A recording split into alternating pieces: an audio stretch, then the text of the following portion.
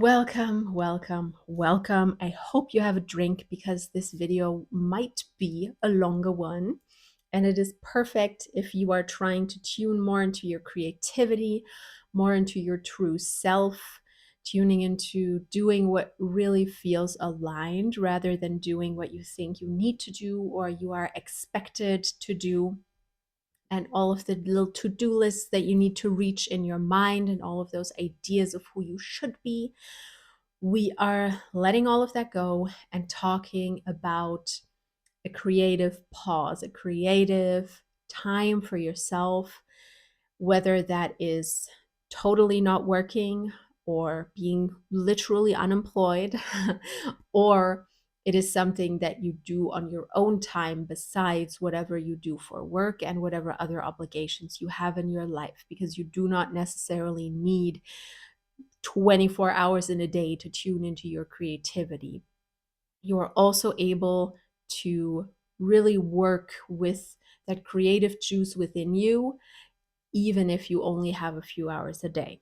So, whatever situation you're in, I want to talk to you about how I used my own creative break so far and what that even is.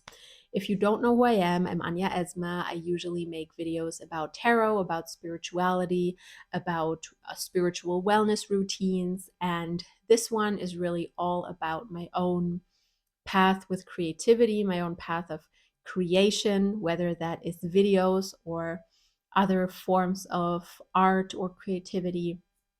And I want to talk about how I made more space in my life for that.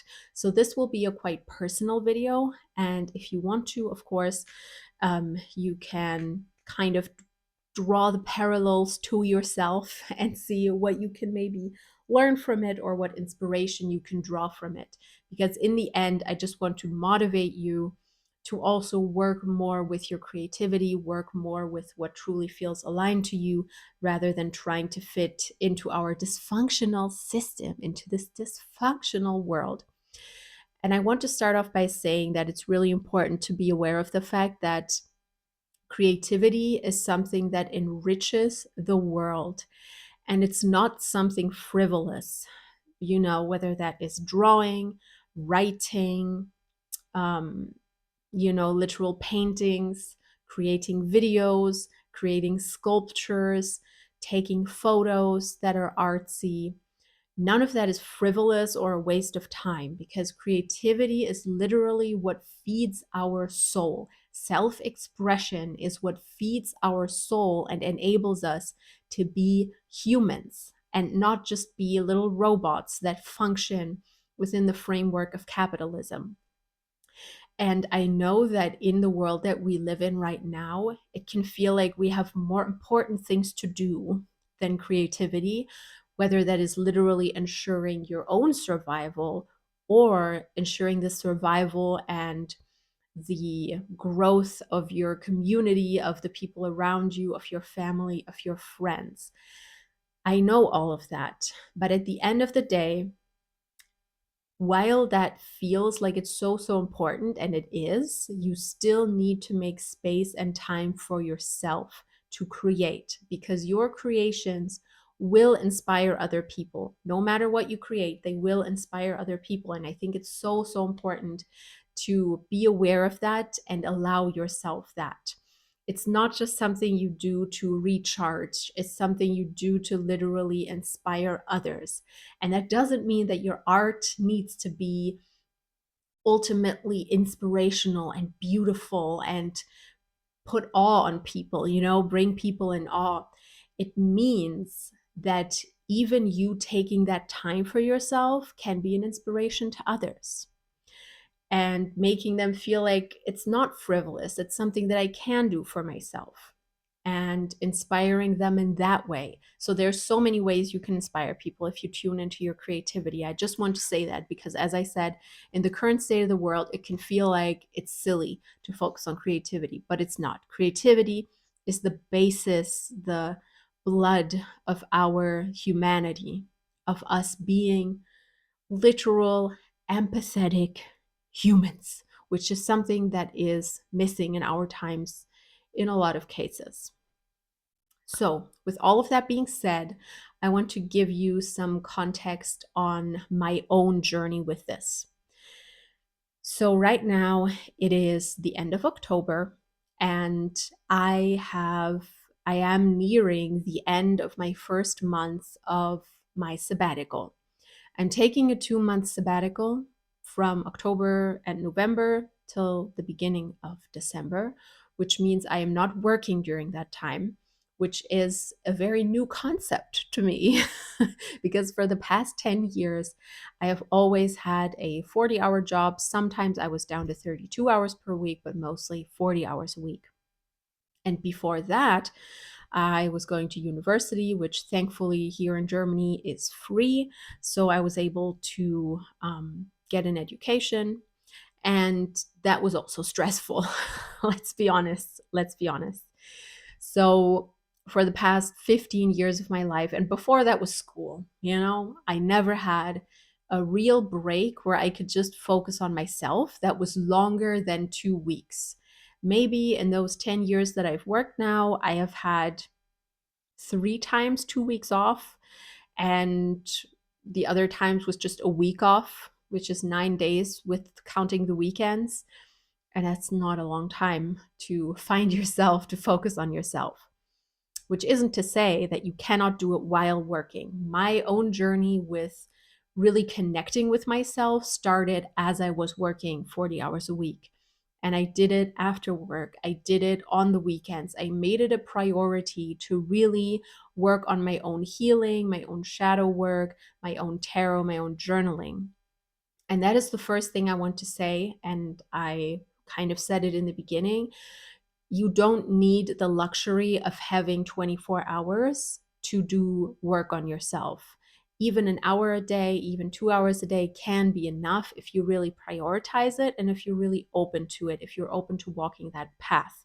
I think most of you watching this are spiritual in some way, are witches, and have some kind of spiritual practice. So I don't need to be telling you that, but I just want to encourage you that you don't need a sabbatical like I have to sort of take the first steps towards knowing yourself better and towards really discovering your essence and what lies within you. So here we are. It's been 3.5 weeks, and I still have 4.5 weeks left of not working. And I made it a point before my sabbatical to not pressure myself that anything big needed to happen. The whole point was to allow myself space for creativity without a plan and without a structure. Because I knew that this goes against my little corporate mind, my little corporate brain that is full of, and my Virgo ascendant, that is full of plans, details, schedules, to-do lists. I knew that went against that. So I scheduled myself a session with the wonderful Kellyanne Maddox and sat down with her and talked it through with her right at the beginning of my sabbatical. So if you are in a space where you want to make room for your creativity, I do recommend sitting down with someone, whether that is me as a tarot reader, some other coach, some other spiritual advisor or counselor, anyone that you think can help you in that and give you permission to tune into your creativity is perfect. Because in that session, the outcome was that this should not be about the outcome and the end goal of my sabbatical, but it is very much about the process and the unfolding of what is possible for me, what I can do every day, what I feel like doing every day, and not just the, to-do lists and plans and structures. It is an experimentation. And in witchcraft, especially in chaos magic, I love that. I love that idea of experimenting and of doing things even when you're unmotivated, even when you're not feeling like it. You just experiment. What this little self that you've constructed in your brain can do. And that's really what this sabbatical is about, to just do, to just be creative, to just do what I feel like. And this video is a part of it right now. If you want to dive deeper into that in this month's Patreon podcast episode, I'm also talking a lot about that, about unearthing the seeds of what self you want to be, also working through a doubtful self rather than letting that stop you, working through it. And I also talk about ancestral work and how that relates to it. So that's over on Patreon if you feel like it. Now, that is how I started my sabbatical, with a clear intention of saying, I'm not going to sit here and have a plan. And I would advise you, if you have even just 1 or 2 hours a week to do this, do it. 1 to 2 hours a week where you make space for your creativity that is not involving a phone, TV, anything, no outside inspiration, no outside input.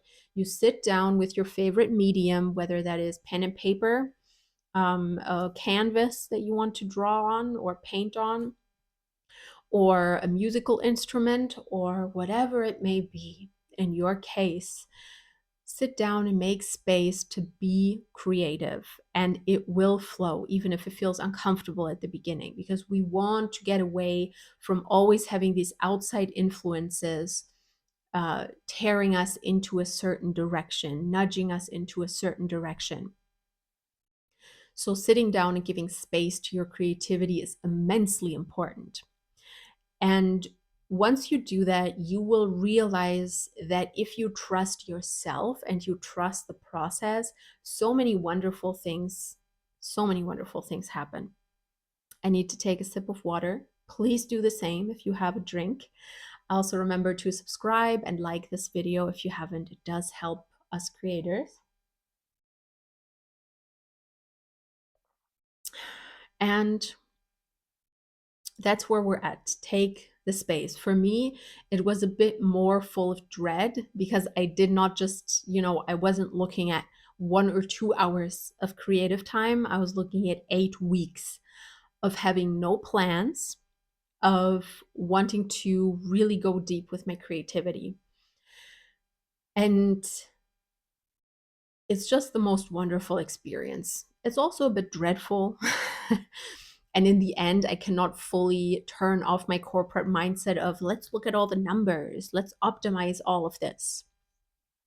But lo and behold, I am able to not have a plan for every single day and just do what feels right. There's one more thing I want to credit for that. Our brains are made to kind of work with resets. One of those resets, of course, would be the sabbatical. But I had another reset that happened before my sabbatical even started. I got really sick about 3 or 4 weeks before my sabbatical, I think, if I remember correctly. And I couldn't do much except for lie in bed and, not feeling good enough to make videos, sometimes not even feeling good enough to consume videos.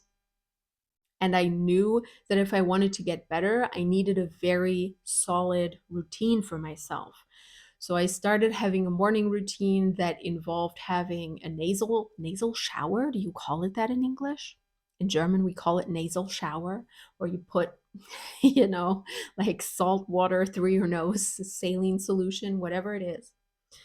And drinking a tea, getting some movement in, having a gentle, slow morning.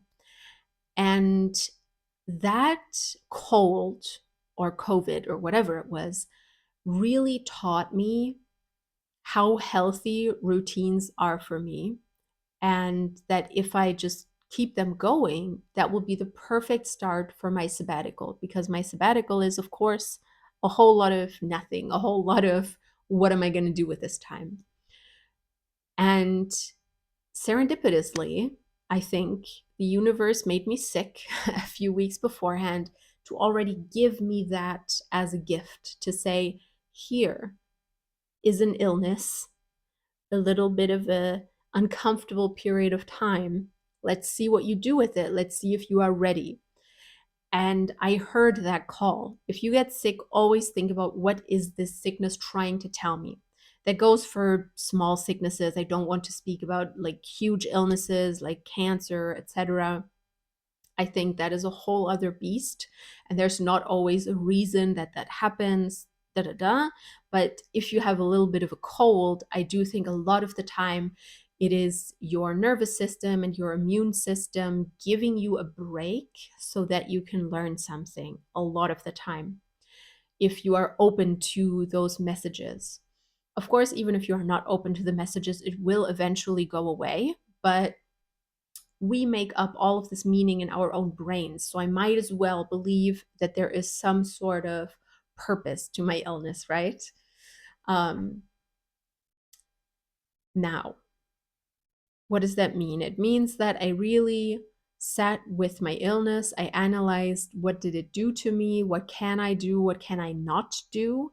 And how can I structure my day around it so that I can still feel good and feel better every day.